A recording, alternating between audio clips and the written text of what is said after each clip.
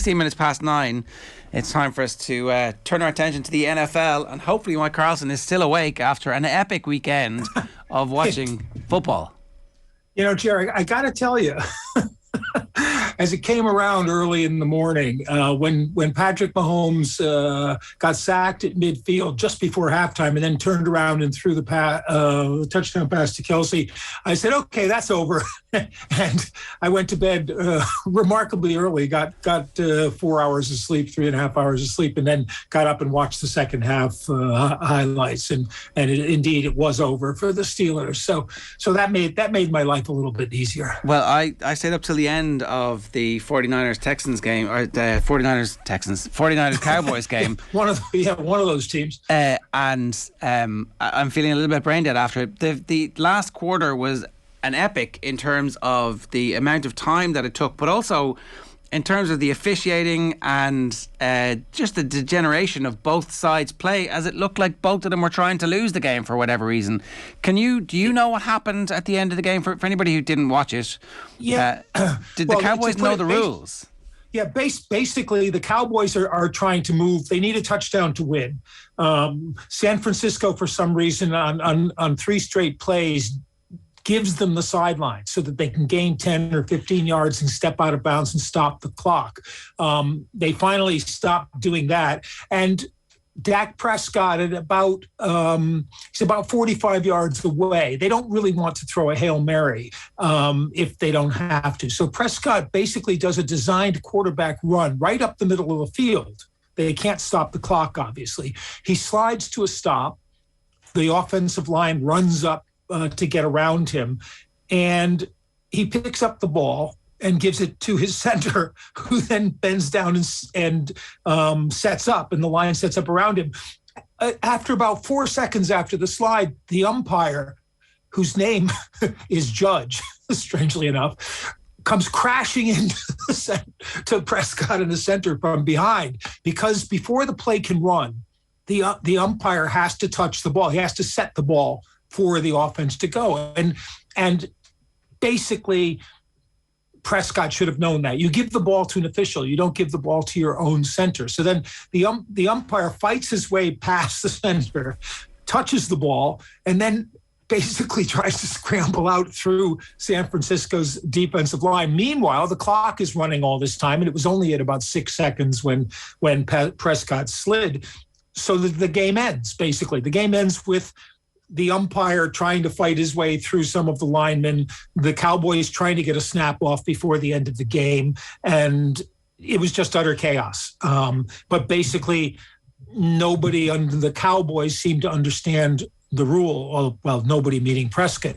But also, if he's going to run the ball up the middle like that, he can't extend the play to get an extra 5 yards or so running. The idea was to set him up so that on the last play of the game, instead of having to throw a Hail Mary, which is a high pass that's a jump ball in anybody's ball, he could throw a more or less designed play where they could run pass routes. And they had twice run the old-fashioned flea flicker play, which Kellen Moore's team in college, Boise State, used to run, where you throw to one receiver and he laterals the ball back like rugby to another one. I was thinking they might try that a third time, but it never came to play. And it was basically just what you said. It was a chaotic fourth quarter, and it was a game that the Cowboys basically took themselves out of with just a long series of stupid penalties, mostly before the snap. And then the 49ers in the fourth quarter decided they would play the same game. It was really bizarre. So the 49ers looked great for the first quarter, like really sensational. Absolutely. Kind of a Super Bowl team. Why were they not able to maintain that? Was it because the Cowboys are good, or was that a false showing from the 49ers at the start? It's a little bit of both. I think Dallas adjusted pretty well. Dan Quinn, it was basically taking his defensive line inside out to try to stop the 49ers getting outside lanes and try to force them to come inside, which was still successful for them, but not like the first drive of the game where they literally cut Dallas apart. And in the fourth quarter, you got some strange decisions from Jimmy Garoppolo and some kind of some mistakes, which indicate why people, don't consider him the sort of long-term favorite to stay in San Francisco for the last year of his contract. He threw a cross-field pass that was extremely ill-judged to a guy who was covered, behind the line of scrimmage. He missed Brandon Ayuk on a play through an interception on the next series. And then San Francisco had a chance to close the game out before all those shenanigans with Dak Prescott on a 4th and 2 inches, which took the officials about 15 minutes to decide where they should place the ball for the measurement.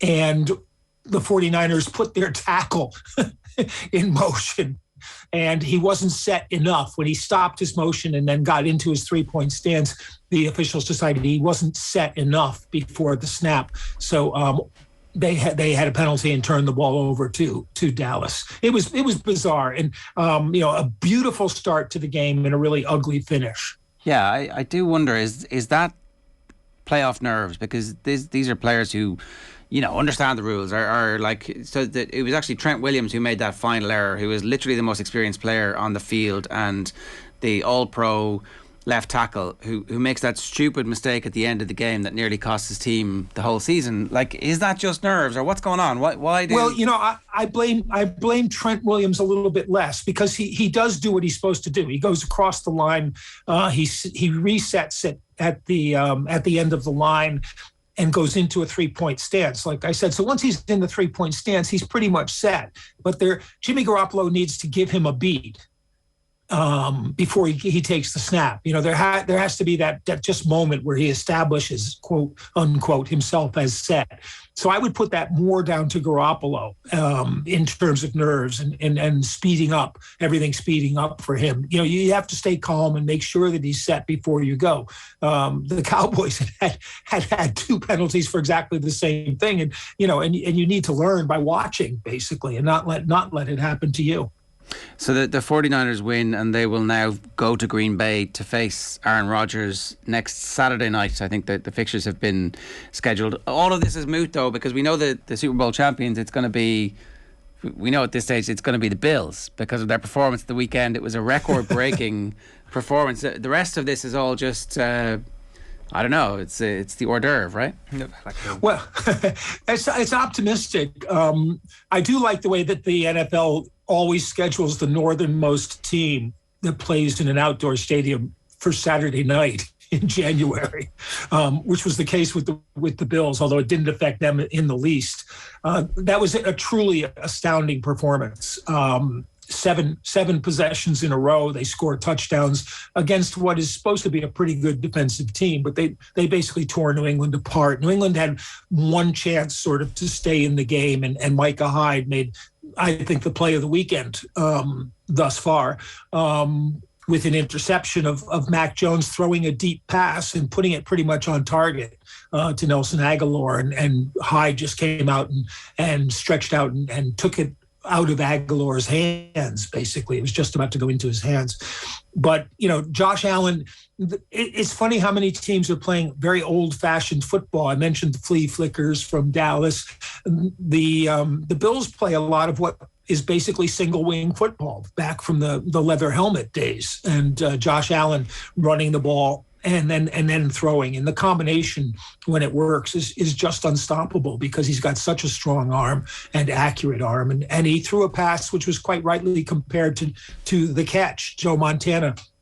Not as important, but running out of bounds, about to go out of bounds, floating the ball to the back of the end zone, if that was what he intended to do, and Dawson Knox making it. The Bills are going to be very hard to stop. They beat Kansas City, remember, back in week 5, but the Chiefs are a much better defensive team now than they were then.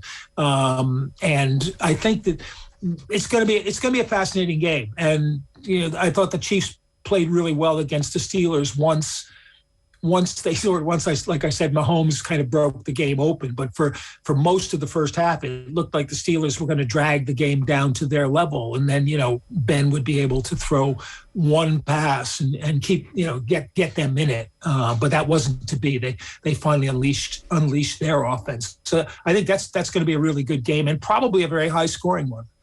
It's really interesting, Mike. Like, which do you think is going to be something that shows more vulnerabilities within the Kansas City defense? Is it going to be a team that are erratic but spectacular, or a team like the Bills, who I guess are spectacularly consistent? They didn't break any scoring records or passing yards at the weekend, but it was just consistently. What did he say there? 7 drives in a row where they scored from, no interceptions. I don't think they punted the ball once throughout the game, and the only time they took a knee was at the end.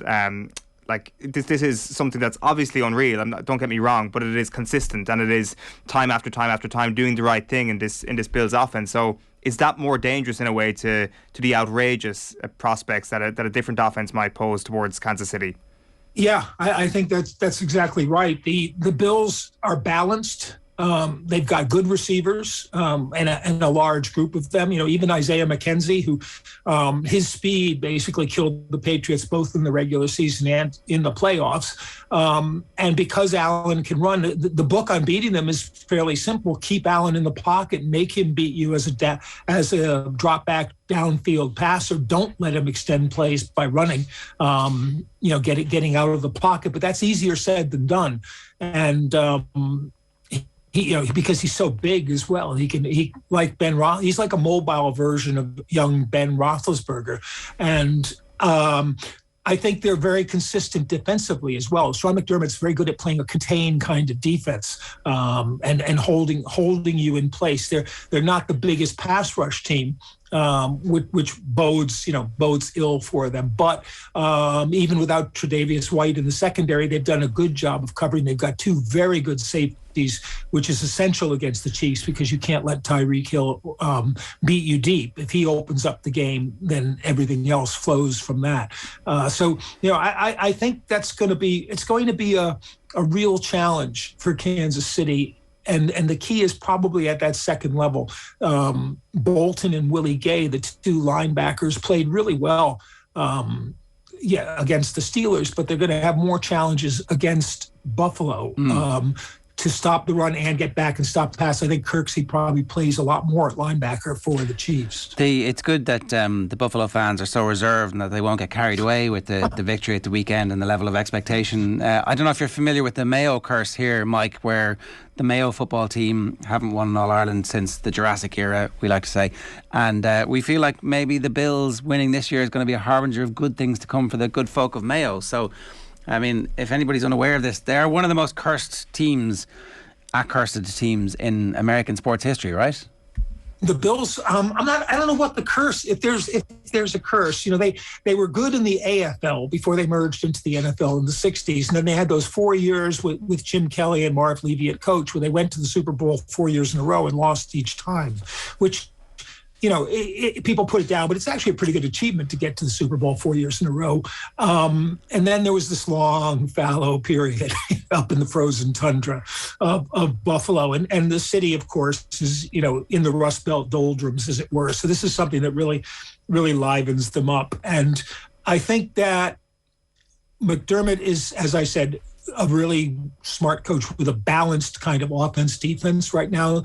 Brian Dable called a great game, the offensive coordinator. But in Allen, they have a special talent who they have actually developed, and you don't get to say that very often in the NFL. He came into the NFL as a guy with a really strong arm, but wildly inaccurate when he was at Wyoming. And they basically worked with him and developed accuracy, which you're not supposed to be able to do, originally by very cautious game planning to give him throws he could make, and then basically by letting him loose to run as well. And strangely enough, the running has made him a better passer. So, I give a lot of credit to that. I saw a video when I got up this morning. I was looking through things of a Buffalo fan jumping off the top of a bus in the parking lot and through a table, just like professional wrestling.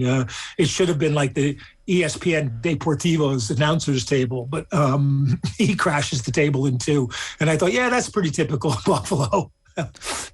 The city that gave wings to the world. And of course, the greatest tradition in all of sports, which is the now annual dildo toss from Buffalo fans. An official had to kick one out of the end zone at the weekend. I'm amazed nobody's called it a bildo. I'm just wondering, could Mayo perhaps tap into something like that? Maybe this is the good luck that Mayo needs. Wow, it's worth a try. Speaking of that, did you see when on the game the game was being broadcast, the Cowboys game on Nickelodeon, and at one point they basically SpongeBob shot a huge wad of slime at the camera, or appeared at the CBS camera covering the game for the adults in the crowd, and I just thought this is what it's basically come to. There's so much of the NFL audience now only understands the game in terms of Madden and red zone that you might as well just put cartoon characters out there. But it certainly seems to have worked. Can I just ask you about Belichick, right? So he says he's coming back for next year. He's coming back for next year because he believes in Mac Jones, or because he's never going to retire and they'll carry him in a box? Yeah, I think the latter is probably closer to the evaluation. They rebuilt their team, and it was pretty successful. I don't know what happened to them after the bye week when they were 9-4, and they then went out and only beat the Jags, but they were beaten pretty convincingly by Indianapolis and the Bills, who were both quicker and took leads on them, and then Miami got a lead on them. But they made lots of mistakes, and it wasn't that different from the team the year before with Cam Newton there. There were a couple of games they could have won if they didn't make kind of silly unforced errors. They looked like a team that was at the same time both old and inexperienced, which you don't expect from the Patriots teams. So I think they're going to, Bill needs to get younger on defense. He needs to get a downfield threat on offense. Probably has to sort out his O-line, which was very good for a long part of the season, and then seemed to have a lot of trouble in the last month of the year. I just think he thinks, what else is he going to do? And each year becomes a challenge to him. So, it would be, I don't think he'd want to step down on a downer, but right now I think the Patriots are what their record says they are. Yeah. And it's going to take a big change to get them up into the elite of this thing. And Mac Jones, for all of his composure, say, as a rookie, was still a rookie quarterback in the end, and doesn't have the zippy arm that might have completed that pass to Aguilar if it led him, rather than was thrown into his breadbasket, which is a harsh criticism, and I don't mean it as that, because he put the ball on target and Micah Hyde made a great play. Yeah. But basically, they were limited offensively, and you're not going to get to the Super Bowl if you're limited offensively. No, unless you've got a huge unless you've got the Ravens defense or the Bucks defense from 20 years ago. Yeah. All right. Good stuff. Great to have you with us this morning, Mike. Cheers. Thank you. It's Mike Carlson there. The games next weekend: the Titans and Bengals play on Saturday at 9:30. The Packers and 49ers play at 1:15. That's Saturday night, Sunday morning. And the Bucks against either the Rams or the Cardinals is Sunday at 8 o'clock. That's the game we'll all be able to watch, which is Tom Brady potentially against Sean McVay. And then it's the Chiefs and Bills, which probably is going to be the de facto Super Bowl in some people's eyes. That one is on Sunday evening at 11:30. So there will be a lot of zombie NFL fans in your lives for the next week or so.